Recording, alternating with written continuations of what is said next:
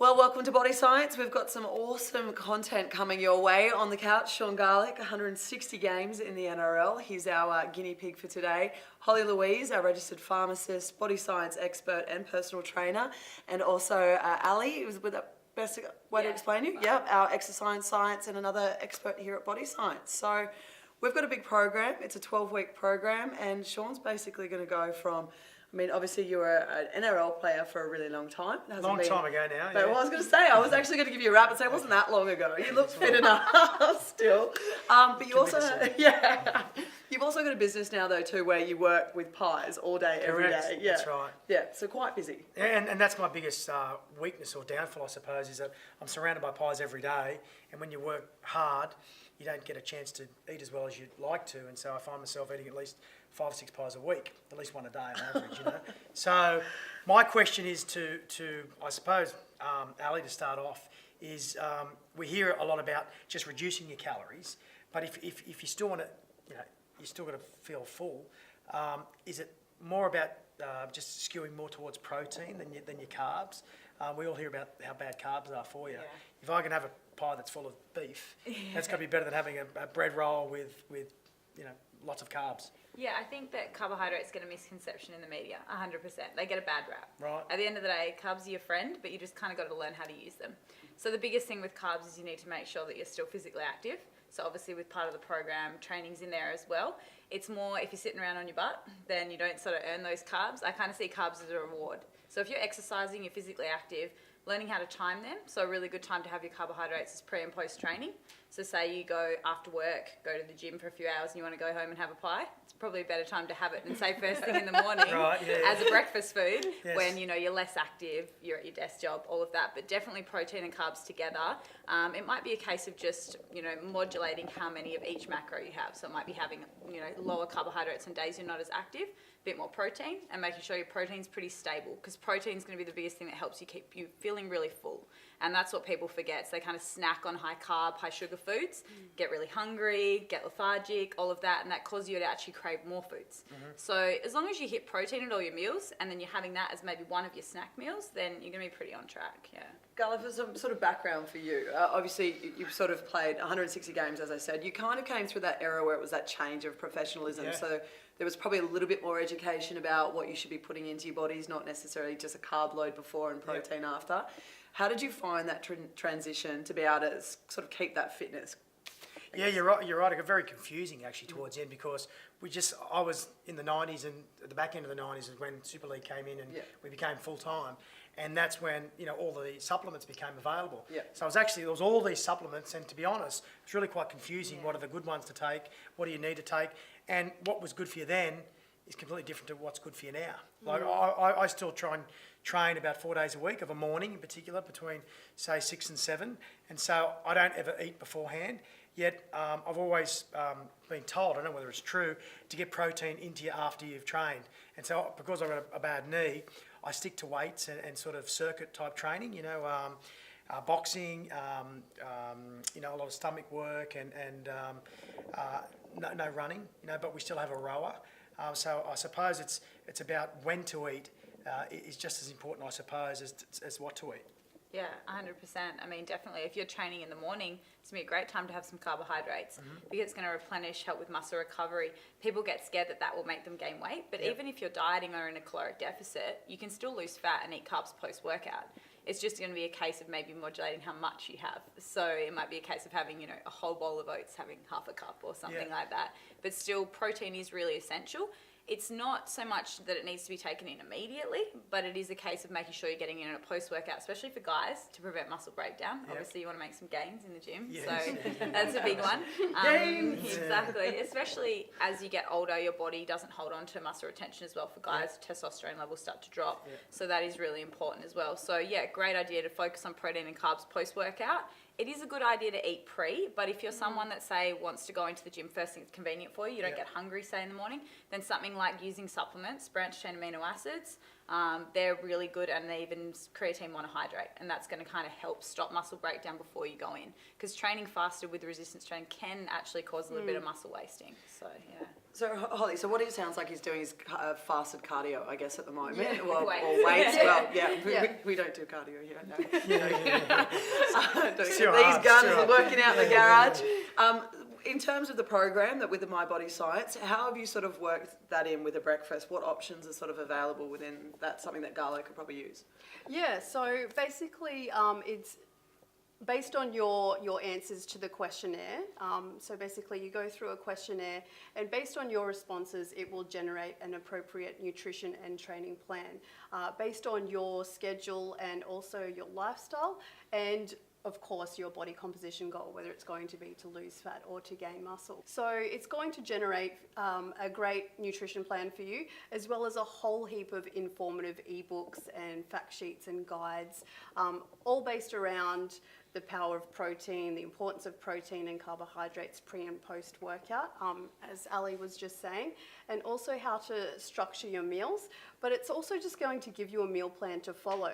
And that's essentially been generated based on optimizing your training. So optimizing pre and post workout meals. And essentially it's going to give you a great option to follow for breakfast. And also, if you can't eat breakfast, what you can do instead. So as Ali was saying, that's when supplements really come in handy. So you can have your branched chain amino acids, or if you have enough time, you can also have your protein shake and get that in to make sure that your muscles are fueled for your training session. That's a very good point, actually. And because I train at 6 in the morning, Yeah. and there's not really that much time, Exactly. but I still want to be making the most of that session. You know, Yes. I don't want to be going backwards if I'm going in there and training hard and actually reducing muscle. Yep. That's the worst thing ever. So it's important to take out a bit of time to get a protein shake in or something beforehand. Yes. And then train straight away. Would it have a chance to take any effect if you're going to train sort of immediately after? It completely depends on how much time you have before training. So if you have, I say, have to get up at 4 in the morning. right, yeah. Yeah. So you don't want to get up at 3 a.m. Yeah. in order to have a meal before training. So you don't go and eat a whole chicken before No, you go. no. So if you have 45 minutes to an hour, then we would highly recommend having a protein shake and allowing that to digest. If you only have, say, 20 to 30 minutes, then that's when the branched chain amino acids really come in handy in order to fuel your muscles and prevent muscle breakdown. I'm about 15. Well, you know, it's, Getting up You and then I'm just get training up, within roll 15. and go straight in, yeah. That's right, yeah. Sip on the aminos throughout exactly, your workout. Okay. exactly. It's Right, better okay. than nothing. So just in a It's big better, thing of water. Yeah. So you can sip on that through Yeah, the whole training definitely. session. And that's- So that will probably. Yeah. And it would have to be like a watery type one, not a milky type It's one. Is that water. right? Yeah. Exactly. Yeah. Okay. Yeah. So it's going to sit well in the stomach. Just before training, you definitely don't want to be having anything too heavy. Yeah, that's right. Yeah. Well, so one of the other things you mentioned as well, obviously you work, so Garlo pies, just in case you weren't aware of Thin them. on pastry, big on meat. There we go, yeah. And we spoke about having really good Yes, structured meat in there as well too. I mean, Gordon Tallis made a really funny comment when it came to retiring from footy. He said he realised it was time when he could smell the pies on the side of the field, and that's when he just went, I'm tapping out. Yeah. So 5 pies a week. Yes. How, like, a minimum? Yeah. Okay, and incorporating that into your diet and still managing to look like you could take the field at the moment. Well, I suppose it's just about just eating less. You know, like I've always looked at it. I mean, you can have a pie, you can have a bread roll, you can have a schnitzel, you can have anything, as long as you're not having too much. Yeah. It's all about the calories in, calories out, right? Well, the pies are actually in our meal plan, aren't they? Yes. So basically, as I was saying, you do get a meal plan generated for you, which you can follow based on whether or not you want to lose fat Is there or 5 gain though? muscle. 5 pies. It is over the week, though. It's over the week. Yeah. Yeah, Carlo that's right, chose not the a day. 3 days program. And as I said, it also generates for you a lot of informative guides about how you can actually fit different foods into your meal plans. And that's what makes it sustainable. You're not restricting or eliminating your favorite foods. You still get to eat them and stay on track and achieve the results that you want to achieve. So, for example, what is your goal? Is it to lose fat or to gain muscle? Well, I think it's both. I mean, the last thing we want to be doing is looking like a pencil. Yes. Men don't like that, you know. No. But at the same time, if you've got plenty of muscle but you're fat, that's no good either, you know. So Exactly. it's about keeping as much lean muscle as you can and reducing that fat so you can wear the budgie smugglers in the summer. Yeah, you mentioned you're a massive Which budgie they went smuggler, out of fashion. They were the wrong thing to wear, but they're making a comeback in a big way, and it doesn't allow for much, going on around here. Of With course. the budgies on. I can totally imagine. Well, a common misconception, and I know Ali will get it a lot as well, is that you can't actually do both well at the same time. So you really do need to choose a goal, whether that be to lose fat or to gain muscle. So you have to choose your priority Yep. and focus on that one goal for an extended period of time. So looking good in budgies is not a good goal. That, you not- can't, that's not the goal. That is, He that wants is to look like he's smuggling That's a baguette a and great a goal. donut. Yeah. But we just have to go about achieving it in the right way. Yeah. So you have to, goals. you have to choose your priority. So whether that be to put on a little bit of size first and then strip down some of that fat, Yep. or whether you want to just lose that fat and then move into focusing on building muscle. So it's really about choosing a realistic goal and your main goal. You know what is quite confusing is that I weigh almost identically the same as what I did when I was playing. Yeah. Oh, no But way. it's just a different composition, Yeah. of course. Exactly, You know, like yeah. I was bigger then and had less fat. Yeah. Now I'm the same weight, and just that proportion is nowhere near as good as it used to be. Yeah. So it's about just trying to keep as much fat off as you can, understanding that you're not training as hard anymore. So there's no way in the world you're going to have that amount of muscle, which means you just can't eat as much either. Yeah, I mean, realistically, at the end of the day, if you look at the activity level of someone like yourself, you were training maybe 4 hours a day, That's right. maybe That's more, right. and now you're going and training an hour a day. That's so right. of course, and then you've got to factor in age. That's so right. then Yeah. your metabolism is going to Slowing downregulate. down, So yeah. to a certain extent, your body isn't going to require as many calories, but you can trick it. So there's a few little tricks what I that want you to can hear do. about, That's the what I hear about. Lay it on us. Yeah. That's the dirt. These Now are we're my getting favourite regular. things. So yeah, the biggest one is trying to keep your metabolism optimized, which I'm sure there's ebooks as well in there Yes. that are discussing this. And the great thing about flexible dieting, which is again a big part of the program, is that you can incorporate that.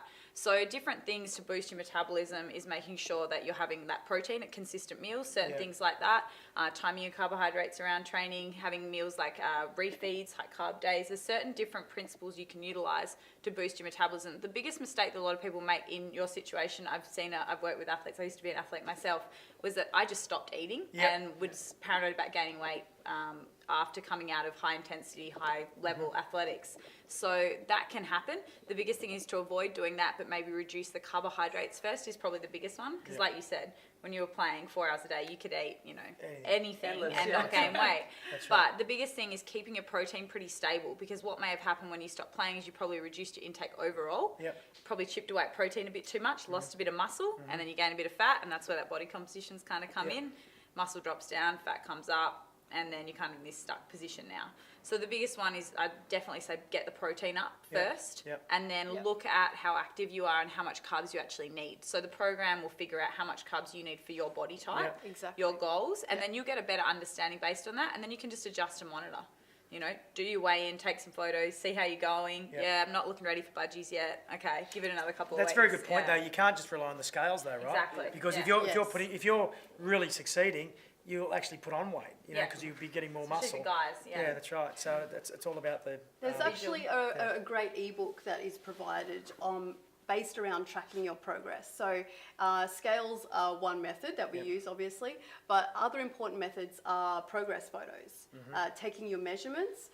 You can also analyze your body fat using a DEXA scan or a body composition analysis machine, and also just how your clothes are fitting as well. Yeah. That's all often a great telltale sign, and your family and friends. Yeah, your wife. I'll tell They'll you. be the first to comment. Whether your wife says leave the budgies on or Yeah, take that's them off, right. that's when you know you're going well. So what about those body fat scales? Are they any good? Do they do anything, or are they a bit of a gimmick? Bit of a gimmick. I would Right. say, honestly, The the DEXA. DEXA is, but it's very DEXA? expensive. Yeah. So What's that? DEXA scan is basically a full body scan where you lay down, it does full on Oh, X-ray right. of your body. X-ray, yeah. But the great thing about DEXA is that you get to see how much actual lean muscle you have, Yeah. if you've got good bone density. So it's not just for body fat. So it's really good as you age to also see how your bone density changes, if Yeah. you've maybe got a history of that in the family, osteo.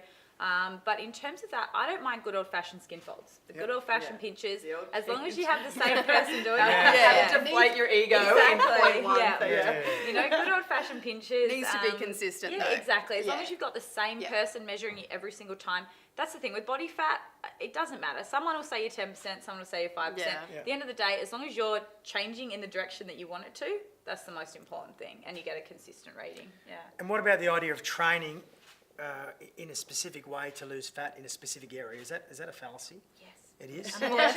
So it'll just come off where it wants to come The off. old reduction, spot reduction myth. Right, it doesn't work at all? One of our Not really, favourites, yeah. probably. But But you can build like if you do it, you build muscle in other areas. So it's not Definitely. so much spot reduction, but if you're concentrating on that area. Yeah, exactly. With Yeah. growth, I mean, you can build yourself a nice bubble butt without having to put on mass everywhere. For a girl or for a guy, it might be arms, biceps, chest, whatever. In terms of spot reduction, I mean, the only probably big factor you need to consider is probably stress in your life. Stress can contribute to certain areas where you do hold and store fat, specifically the midsection.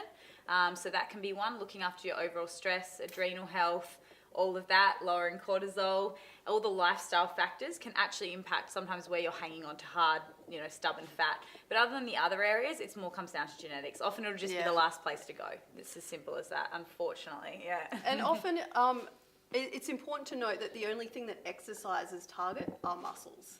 So it doesn't actually target the fat on top of those muscles. So in order to lose that fat, you just need to be in a calorie deficit for an extended period of time. And that can be through a combination of your nutrition and training. So essentially, you just want to be consuming less calories than you are burning over time. And that's what will allow you to lose fat. And Ali, what about as we age, the way we train and changing that up so it's more intense for shorter periods? Like I train with a group of guys about my age, and none of us can really run these days because of knees and things. And we have the rower, for example. Like, 3 minutes on the rower just about sends you home after. Nobody like that. No, so we brought it back to say like 20-second intervals where you can go really hard for 20 seconds on and 20 seconds off. Is that a better way to be going than an hour. than just going? Yeah, to be honest, you got to look at it two aspects. Lifestyle, like you said, how much time have you got in the gym? And most people, unless you're an athlete, don't have time to train 2-3 hours a day. So short, high intensity intervals are going to be the best benefit cardio-wise for bang for your buck in terms of time in the gym, and then also calorically. It's not just the time spent on them, but it's what happens after. So because you're actually basically taxing different energy systems, it's going to require afterwards a lot more energy to kind of replenish that. So you're basically going to be almost burning more calories after you train. But it doesn't need to be long. Even if you throw in 10 minutes of that at the end of a session, 5 or 10 minutes, and do your weights and then finish with 5 or 10 minutes, and that's a great way to really burn a lot of calories. So let's recap. We've got a 12-week program in front of you. What are you committing to in training wise? How many days? 4 days, I think. 4 days. Yeah, 4 days. Okay. Not weekends. Weekends are just too. And you still want to keep punching away the 5 pies? Well, I don't. Do I need to drop them? No, I mean, it's something. no. You got to So- eat something. Your meal plans are based around flexible dieting. So it's not actually a diet, it's an approach to nutrition. And essentially it's based on the fact that you're required to meet your... So here's one. Here we go. Are these the hot ones? Here's the one we prepared earlier. So Chicken breast. You're required to meet macronutrient targets, which are protein, carbohydrates, and fat. And basically, that's the driver of your results, is meeting those targets. And therefore, essentially the foods that make up those macronutrients is up to you. So the driver of your results is calories in versus calories out. And there are no good or bad foods. And that's the most important part.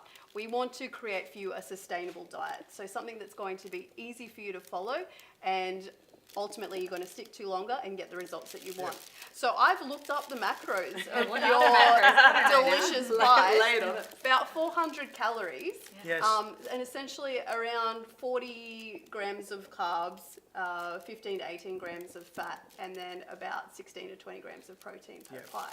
So that's pretty good. And you'll find that in your nutrition Can you plan... say that again? It's pretty good, right?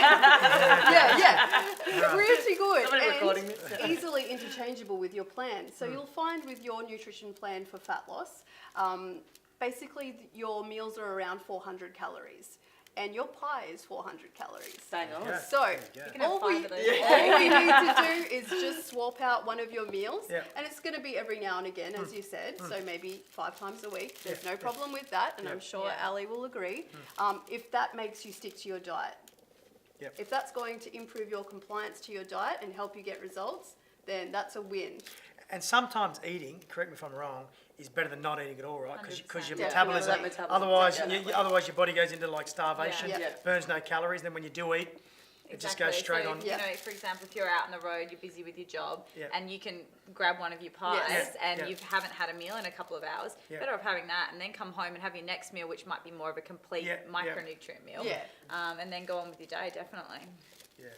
All right, well, big Well, there 12 you weeks go. ahead. There you go. Yeah. It's not that hard after all, really. It's really not that hard. It's all about fitting your diet and training Mm. to suit your lifestyle and preferences and help you get results. Okay, and the best thing is the team are going to be online, so they can have a chat to you at any stage. So if there's any questions that come up, ready That's to go. exactly right. So we're also we've created an interactive Facebook group, and that's going to be an opportunity for us to our experts to communicate with you via live chats and forums. An opportunity for you to also communicate with other people using the My Body Science program, and it's going to help keep motivation high and help you head towards your goal. Excellent. You good to go? Can't wait. Thank you very much, guys. Really appreciate you coming in as well. No worries. Thank Awesome. you. Thank you. Yeah.